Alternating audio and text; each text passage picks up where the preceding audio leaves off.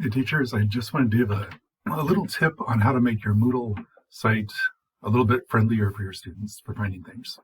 With the new version of Moodle, it was released over the summer. You can see on the left there's a collapsible menu, and when you open it up, you can see the whole outline of the whole course.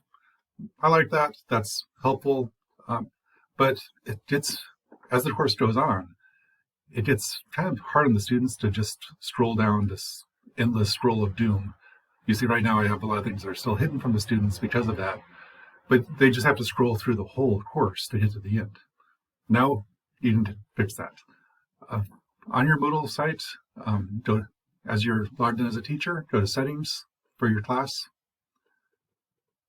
scroll down, go to course format. Where is it? Course format. And where it says course layout here, instead of shows all sections on one page, show one section per page.